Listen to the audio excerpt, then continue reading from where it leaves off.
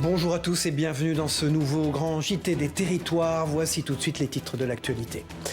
Au sommaire, dans la Marne, les agriculteurs manifestent contre la baisse des subventions et la hausse des coûts de production. Des actions fortes ont secoué Châlons en Champagne avec des gestes symboliques devant la préfecture. Plus d'informations dans ce journal avec Puissance TV. Nous irons également en Gironde où un exosquelette innovant est testé pour aider les agents municipaux et réduire les risques d'accident. Une démonstration a eu lieu ce week-end. Notre partenaire TV7 était sur place pour y assister. Et puis en pleine campagne d'Octobre Rose, un tatouage révolutionnaire redonne confiance et espoir aux femmes touchées par le cancer. Notre partenaire Télé Grenoble a rencontré une experte capable de reproduire l'aréole mammaire avec, vous verrez, un réalisme saisissant. Et puis enfin dans ce journal, c'est un jeune Quimpérois de 14 ans qui représentera la France au concours de l'Eurovision Junior cette année. Vous découvrirez son portrait ainsi que son talent dans un reportage de notre partenaire TBO en Bretagne. Je vous en parlais dans les titres. Dans la Marne, les agriculteurs ont de nouveau investi les rues de Châlons en Champagne. Leur objectif, dénoncer la baisse des subventions et l'augmentation des coûts de production, notamment liés à l'énergie. Un mouvement fort marqué par des actions symboliques comme le versement de terre devant la préfecture.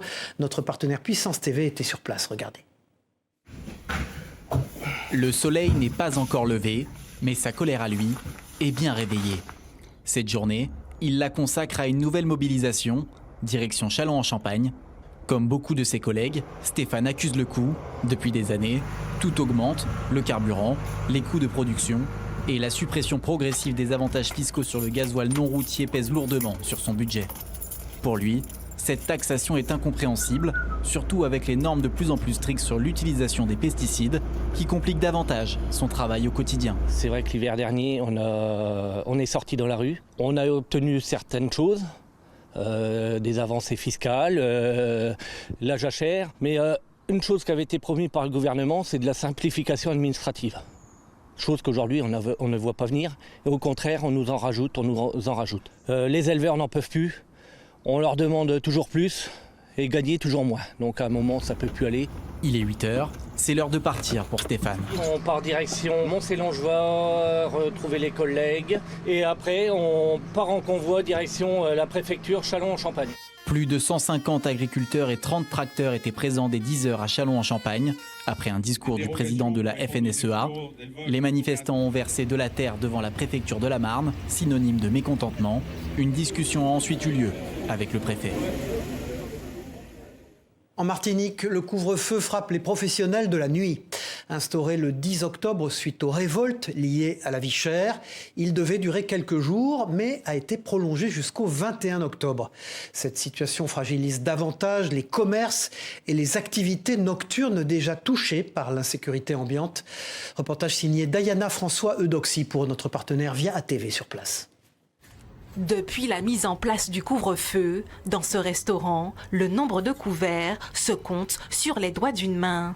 Un coup dur pour ce restaurant, déjà fragilisé depuis quelques semaines. La dernière fois qu'on a eu cette impression de désert, c'était pendant le Covid. Donc là, on a encore ce mauvais sentiment de désert. Mais depuis le début du conflit, depuis mi-septembre, on est effectivement très impacté par le peu d'activité et le couvre-feu, c'est vraiment le coup de semence qui fait que les gens préfèrent rester chez eux parce que c'est trop tard pour sortir et aussi par sécurité. Ici, depuis la mise en place du couvre-feu, chaque soir, les portes restent fermées. Un coup de massue pour le manager de ce restaurant-bar qui affiche une perte de 80% de son chiffre d'affaires depuis 3 semaines. C'est une véritable catastrophe parce qu'il y a la partie couvre-feu où évidemment on a été obligé de fermer. On n'a même pas essayé d'ouvrir jusqu'à 20h30, c'était juste pas possible. Mais c'est bien en amont aussi où on a vraiment perdu 80% du chiffre d'affaires. Juste parce qu'il y avait des exactions, des barrages sur Sainte-Thérèse, ou en tout cas dans la périphérie de Fort-de-France. Dans ce restaurant festif, cet événement ont dû être annulés. Cette nouvelle structure craint de ne pas pouvoir atteindre ses objectifs d'ici la fin de l'année. On avait un mariage samedi et on avait un anniversaire de DJ Killers qui était chez nous dimanche, que pareil, ça a été annulé. Bon, après, c'est normal, je veux dire, par rapport au contexte, mais ça nous met un petit peu dans des difficultés très importantes par rapport à notre objectif de fin d'année avec un restaurant ouvert, ça fait à peine 1 an. Restaurateurs, professionnels de la nuit et organisateurs de soirées espèrent un retour rapide à la normale. Ils espèrent également que les événements récents n'auront pas d'impact sur la haute saison touristique à venir. Les héros du passé sont aujourd'hui honorés. Les GI sont de retour à Bruyères dans les Vosges pour célébrer les 80 ans de la Libération. La commune a rendu hommage au 442e régiment d'infanterie américain, unité unique de soldats d'origine japonaise, les Nisei, qui ont libéré la ville en octobre 1944. Une commémoration pleine d'émotions couverte par notre partenaire Vosges Télévisions. Regardez. On aurait pu croire les GIs de retour à Bruyères. La commune a vécu une histoire singulière en octobre 1944. Elle doit en effet sa liberté au 442e régiment d'infanterie composé de Nisei, des soldats américains d'origine japonaise de l'archipel d'Hawaï. Les enfants ont donc entonné 3 hymnes, français, américain et celui de l'État figurant la 50e étoile du drapeau des États-Unis. La cérémonie s'est poursuivie sur les hauts de Bruyères devant le mémorial, en hommage à ces soldats venus du bout du monde qui s'étaient engagés pour reconquérir leur honneur. Le 442e RCT a été créé sur les îles Hawaï en 1942, après Pearl Harbor, donc ils ont été considérés comme des traîtres. Et pour montrer qu'ils n'étaient pas traîtres vis-à-vis de l'Amérique, ils sont enrôlés dans l'armée américaine.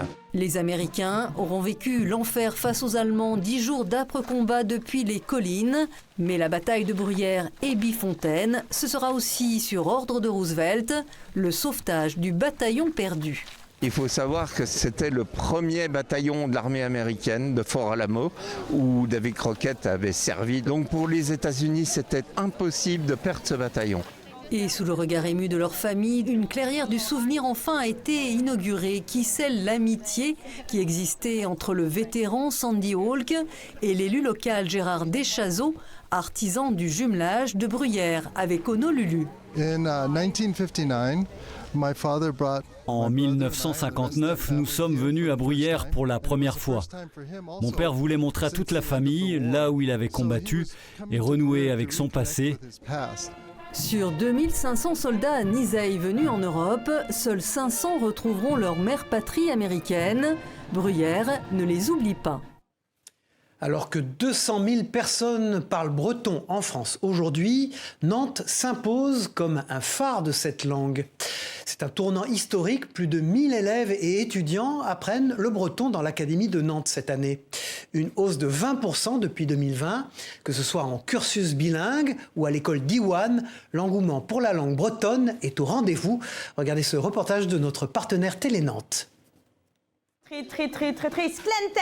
Dans cette classe de CP-CE1, la moitié de l'enseignement se fait en breton. Ce jour-là, c'est cours de mathématiques. Ce sont des enfants qui sont dans un bain linguistique depuis la maternelle, donc ils comprennent le breton. Ils produisent à l'oral. Là, le travail de cette année avec les CP, ça va être aussi de produire à l'écrit. Au Marsaudry, 169 élèves sont inscrits cette année en classe bilingue, de la petite section au CM2. C'est la plus grande école à filière britophone de toute la Bretagne historique. Les demandes d'inscription sont en hausse de 20% depuis 2020. Des familles à la recherche d'une diversité linguistique qui deviendra un atout pour leurs enfants. Avec 155 élèves, l'école d'Iwan fait aussi le plein de petits britophones. Ici, l'enseignement du breton se fait en immersion totale. Bonjour, peux se mettre vraiment? Yeah, ok. Le breton, j'aime bien ça, c'est une langue moins connue. J'aime bien cette idée d'apprendre une langue pas connue par les gens et de la faire découvrir. Comme cette langue était un peu disparue, les écoles bretonnes, ça nous permet de les faire renaître. Un développement dont se félicite la ville de Nantes, moteur sur la question depuis 2020, avec la nomination d'un adjoint en charge des enjeux bretons. La hausse des effectifs a une explication historique selon lui. La Cité des Ducs de Bretagne n'appartient pas à la région administrative intitulée Région Bretagne. Donc ce paradoxe a des conséquences. C'est notamment une forte envie de Bretagne, mais notamment une forte envie de langue bretonne. Tout ça associé à un fort volontarisme de la ville de Nantes, ça se traduit par une forte augmentation des effectifs. Pour structurer cet essor, la ville a demandé un conventionnement avec l'État dès 2022. Elle attend toujours sa réponse. Sachez qu'en France, le cancer du sein touche une femme sur 8, un chiffre effarant qui amène certaines d'entre elles à se faire tatouer pour retrouver leur aréole mammaire. Une solution encore méconnue mais déjà révolutionnaire. Solène Petitjean, experte en la matière, redonne espoir à des femmes en quête de reconstruction après des années de combat contre le cancer. Regardez ce sujet de Télé Grenoble. Quelques points de couleur pour un point final, celui d'un chapitre souvent long, toujours douloureux. Doucement, le dégradé de nuances efface la dégradation de la maladie. En retrouvant son dessin, le sein rend son destin à la patiente. C'est le point final du combat.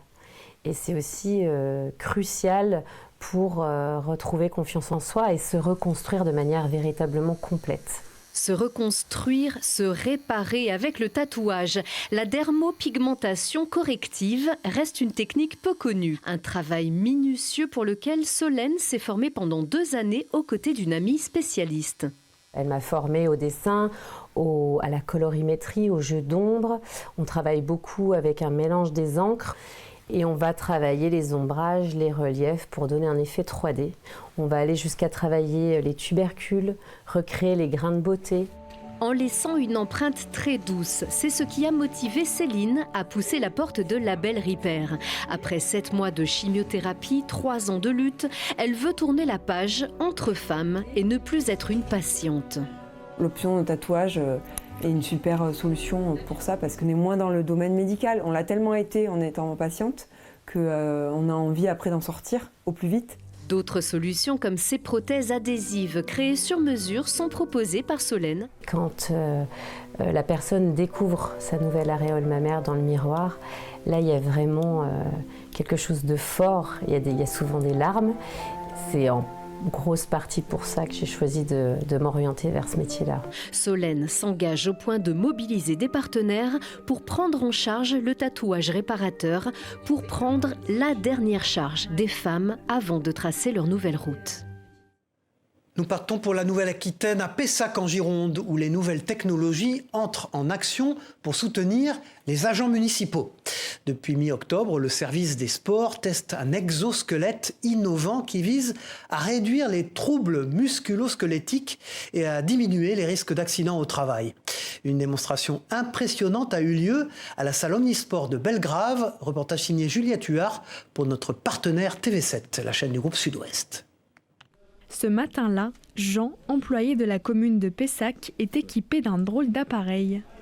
Il s'agit d'un exosquelette destiné à le soulager alors qu'il soulève d'importantes charges. On le met comme un gilet au niveau des épaules, des cuisses, mais c'est au niveau du dos qu'on est protégé. Tous les week-ends, l'agent municipal s'affaire au montage des tribunes de la salle Omnisport de Belgrave. Une tâche pénible qui consiste à poser une dizaine de plaques métalliques au sol pour un total de 756 kg. Pendant 2 semaines, un exosquelette non motorisé est donc expérimenté et mis à disposition de ces travailleurs. L'exosquelette, en fait, il est fait pour justement, au niveau du poids, quand on porte les plaques, pour pas trop se blesser justement, pour pas que la charge, on la sente trop. En réduisant le risque de blessure, cet outil futuriste lourd de 2 kg contribue à une meilleure qualité de vie au travail. Une priorité pour la ville de Pessac. L'idée est venue de pouvoir permettre, dans le cadre d'un projet justement sur la qualité de vie au travail, de réduire à la fois, d'avoir comme ambition de réduire les accidents du travail, mais également de pouvoir éviter et soulager et prévenir les troubles musculo-squelettiques chez nos agents. Après la phase de test, l'idée est de faire adhérer les agents municipaux à ces nouveaux appareils. Nous allons continuer à analyser, à voir avec les agents qui sont volontaires, comment on peut améliorer, comment on peut aussi faire en sorte qu'ils soient vraiment bien adaptés et complètement adoptés et apprivoisés par nos agents pour que ceux-ci, à la limite, ne puissent plus s'en passer à partir du moment où ils ont ces ports de charge à effectuer. Si les exosquelettes sont de plus en plus utilisés au travail, ils sont aussi porteurs d'espoir pour les personnes en fauteuil roulant. Et puis plus au sud, le Tour de Corse bat son plein avec près de 400 inscrits et la participation notable de pilotes célèbres comme le néerlandais Jos Verstappen. L'édition 2024 va prendre donc une envergure mondiale car cette fois-ci l'événement est nominé aux International Historic Motoring Awards, une cérémonie londonienne qui récompense les organisations marquantes de l'année dans le monde des voitures de collection. Sur place, l'émotion était pourtant palpable car l'année dernière, un accident dramatique avait endeuillé cette course. On écoute tout de suite Jos Verstappen au micro de notre partenaire Télépaysé.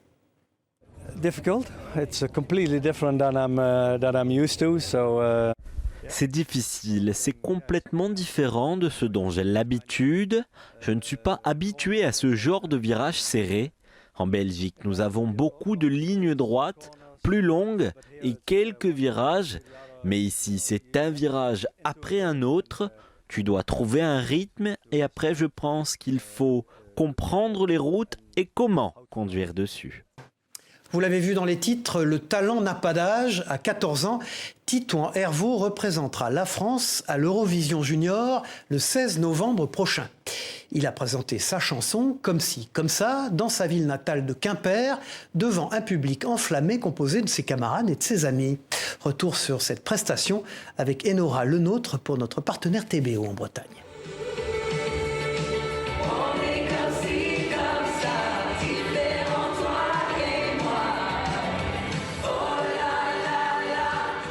L'ambiance était festive à la mairie de Quimper. Titouan est venu interpréter son titre « Comme ci, comme ça » qu'il chantera dans un mois sur la scène de l'Eurovision Junior. Dans le public, fans, amis et familles sont venus le soutenir. C'est pas toujours qu'on voit que nos potes ils passent à la télé, il a fait The Voice. Moi aussi, je voudrais être chanteuse, du coup, ça m'a un peu inspirée. Il a toujours chanté, toujours été dans la musique. Un peu tout le monde dans la famille. On a gardé cette part de musique. Lui, il a encore plus travaillé, ça l'a amené où est-ce qu'il est aujourd'hui, c'est super pour lui. Titouan, 14 ans, inscrit au lycée Sainte-Thérèse de Quimper, a déjà participé aux émissions The Voice Kids en 2022 et à Dream Team en début d'année. Il se prépare maintenant à monter sur la scène de l'Eurovision Junior, une émission suivie en moyenne par 33 millions de téléspectateurs. Mais le jeune chanteur garde la tête sur les épaules. Je pense que ça va être vraiment une expérience super, j'ai pas vraiment de stress pour l'instant. À Quimper, on est quand même assez soudés, les Quimperois, donc c'est ça qui est super. Ils me soutiennent beaucoup dans toutes mes émissions, que ce soit pour The Voice, pour Dream Team. Je trouvais vraiment très beau de leur part de venir pour m'encourager. J'étais très très content. L'Eurovision Junior a lieu le 16 novembre prochain à Madrid. Titouan passera en 6e position du concours. Il défendra la France face à 16 autres candidats. Et puis le talent français s'exporte aussi chez nos voisins britanniques. La Ligérienne Andrea Rusli se prépare pour un concours très spécial, l'International Cake Design à Birmingham, le 1er novembre prochain. Après 8 mois de travail acharné, cette pâtissière talentueuse présentera des créations en pâte à sucre élaborées avec soin devant un jury très exigeant. Une aventure prometteuse pour cette passionnée de pâtisserie que notre partenaire TL7 dans la Loire a rencontrée. Regardez. Alors c'est un peu comme de la pâte à modeler, donc on a l'impression d'avoir 3 ans. Il y a certes un petit côté régressif, mais ne vous y trompez pas, l'activité d'Andrea est bien plus difficile qu'il n'y paraît. En quelques années, cette Pont-Rambertoise a su se faire une place dans le monde de la pâtisserie et surtout dans la décoration en pâte à sucre. Et dans quelques jours, elle va soumettre ses créations à un jury d'experts. Elle se présente au concours international de Cake Design en Angleterre où tout se joue sur le visuel. Le concept, c'est que de la déco, il faut qu'elle soit entièrement comestible. Tout doit être réalisé par nos mains. Voilà, on n'a pas le droit de se faire aider, on n'a pas le droit d'utiliser des choses non comestibles. On peut mettre des lumières, on peut mettre des choses un peu électroniques, mais tout doit être trempé soit dans du sucre, soit dans du glucose. Andrea concourt dans 2 catégories, le gâteau de mariage à 3 étages et le thème fantastique. Impossible de nous dévoiler ses idées qui doivent rester secrètes jusqu'au concours, mais la pâtissière planche depuis plus de 8 mois sur le projet. La fabrication de la pièce en elle-même, c'est pas le plus long. Le plus long, c'est vraiment de faire les étapes, de rechercher, parce que j'ai dû créer des polis, j'ai dû dessiner, avec des fournisseurs, on a fait des croquis, des schémas, on a regardé la structure, comment elle pourrait le mieux s'imbriquer dans ce que moi j'avais envie de faire et comment réaliser au mieux, parce qu'après il y a le transport. On a réfléchi, j'ai fait des prototypes, on a testé, on a échoué, on a recommencé, et voilà, pour arriver au résultat qu'on voulait. Avec ce concours, Andrea Rusli sort un peu de ses habitudes de personnage enfantin. Elle compte bien rendre des créations spectaculaires. Il lui reste encore quelques jours de préparation avant de prendre la route avec ses créations direction Birmingham et peut-être remporter un prix. On dit souvent que cuisiner, c'est s'amuser. Dans le cadre de la semaine du goût, les élèves de l'école d'Hydro à Troyes ont eu la chance de cuisiner des pizzas aux côtés d'un très grand professionnel. Le temps d'une matinée, une pizzeria a ouvert ses portes à 23 enfants de la grande section de maternelle, leur offrant une immersion dans toutes les étapes de la préparation de la pâte à la cuisson finale. Notre partenaire Canal 32 était sur place. Ces enfants de maternelle ont créé leur propre toque de chef avant de préparer leur pizza. Avec l'huile d'olive, avec de la farine. Tout au long de la matinée, la gérante de la pizzeria Giuseppino les a accompagnés à chaque étape. Là, on va étaler les pizzas, mettre la sauce tomate et le fromage. Ça me faisait plaisir de faire ça et j'ai trouvé ça intéressant pour les enfants de découvrir la façon de fabriquer la pâte, le souvenir que ça leur laisse et leur faire découvrir une pizza avec un légume de saison. Ça rentre complètement dans les apprentissages de la maternelle et puis on apprend en faisant. Et le fait d'explorer la transformation de la matière, se questionner qu'est-ce qui se passe, comment on peut passer de la farine à une pizza, en fait, c'est se questionner, c'est les rendre curieux. Cette collaboration est une première pour l'école d'Hydro. Organisée dans le cadre de la Semaine du goût, cette activité culinaire permet également d'aborder différentes notions scolaires à travers la pratique. Tu prends la cuillère. Découverte des ingrédients, enrichissement du vocabulaire, ces 23 enfants de maternelle ont participé à toutes les étapes jusqu'à la mise au four des 8 pizzas. Non, on fait plus de 200 le week-end. 200. On va un petit peu plus vite. Ce qui m'intéressait aussi, c'est leur montrer un métier. Parce que même s'ils sont petits, c'est semer des petites graines tout petits, en leur disant voilà les métiers qui existent, c'est des métiers en plus dans lesquels on sait qu'on a des besoins en fait de recrutement. Donc c'est leur montrer un métier qu'ils connaissent pas forcément. Après avoir savouré leur création, de retour à l'école dans l'après-midi, ils ont pu découvrir 3 nouvelles recettes à base de pommes. De la courge, oui, de la mozzarella, oui. Cette semaine, c'était Hervé Morin, l'invité de Face au territoire sur TV5 Monde, partenariat avec la presse quotidienne régionale. L'ancien ministre français de la Défense en a profité pour répondre aux questions de nos partenaires. Écoutez-le. Hervé Morin, vous avez toujours été un partenaire des Républicains. Or, le parti doit se trouver un nouveau président après le départ d'Éric Ciotti.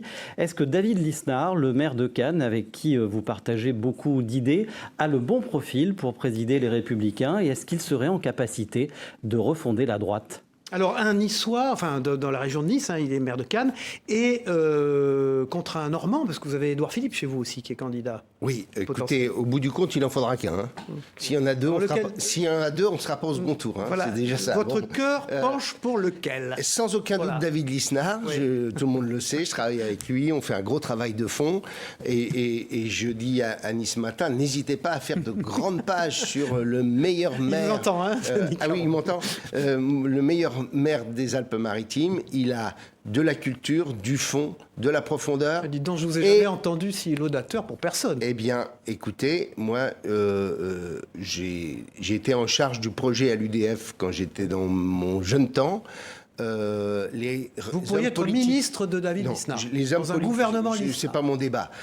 Mais les hommes politiques qui travaillent sur le fond sont pas si nombreux. Il en fait partie et il a une vraie réflexion et un vrai projet de transformation pour le pays.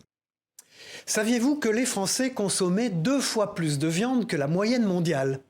Les Limousins ne dérogent pas à cette règle.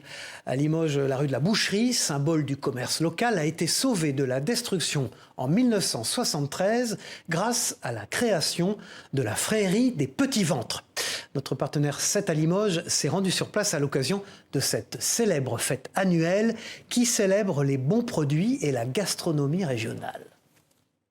Aujourd'hui, la 50e édition se conforme à l'usage. C'est la gastronomie des bons vivants du Limousin, avec quelques règles pour sauvegarder la tradition. On se bagarre pour maintenir justement, pour éviter qu'on nous apporte des merguez, les burgers limousins, on fait enlever tout ça, on fait passer le message.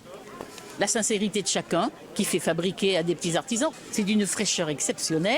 Dans cette rue ne se vendront que des produits limousins, de charcuterie, de triperie et de pâtisserie. Ça, c'est fait par mon mari. Ça, c'est fait par mon mari aussi. Écoutez, c'est un moment très convivial entre amis. Vraiment, on l'anticipe, on pose notre jour et on sait qu'on passe toujours une bonne journée. Qu'est-ce que vous mangez de bon? Un galetou avec des rillettes, de limousin. Effectivement, c'est tout ce qui a trait à la bonne marchandise, au bon repas, à la bonne bouffe. Il y a rencontrer des amis, il y a faire une découverte pour ceux qui ne connaissent pas le patrimoine limougeaud pour transmettre de génération en génération. Bravo! Voilà, c'est la fin de cette édition. Merci de l'avoir suivi. On se retrouve très vite pour un nouveau Grand JT des Territoires. Au revoir à tous.